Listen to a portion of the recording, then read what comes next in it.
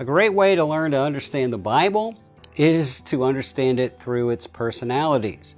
And today we're going to talk about a man, Jacob, who teaches us that God can change somebody's heart. God can change people when it seems impossible for them to change. Jacob was the son of Isaac, who's the miraculous son of Abraham. So he's considered a patriarch of the Jewish nation. His name, interestingly, means deceiver, schemer, grasper, con man, thief.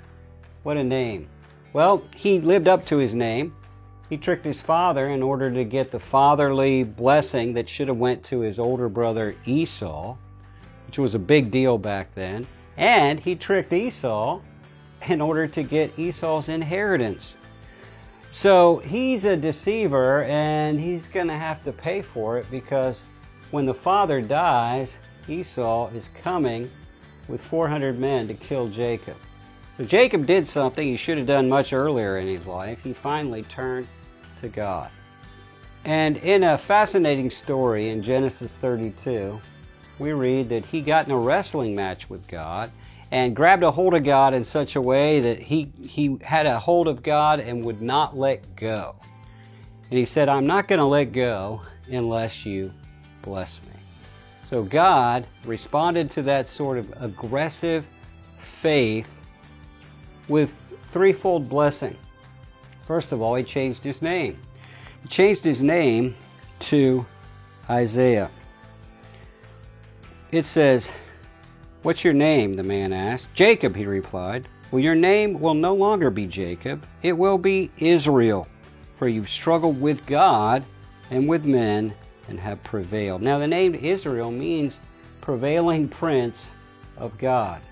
So he gets a new name because now he has a new destiny. No longer is he the deceiver, but he's the prevailing prince of God. And he teaches us about the power of prevailing prayer. But not only that, after this, it says, "Then Jacob named the place Peniel." Peniel, which means face to face with God. He says, "For I have seen God face to face, and I have been delivered." So he had a new relationship with God. It wasn't just his father's God, his grandfather's God, but now God was his God.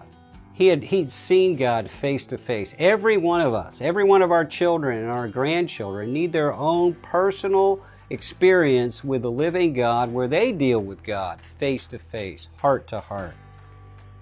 Third, he does get a new heart.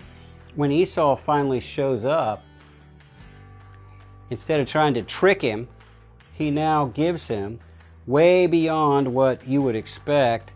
God's already worked in Esau's heart, and so Esau, instead of killing him, kisses him, and then Jacob, the deceiver, the taker, becomes Jacob the giver, and that's how we see him for the rest of his life. So Jacob teaches us that God can change people's lives, and God must change people's lives, and God is still willing, even as they get older in life, no matter what they've done, God can still change people's lives. Yay, God.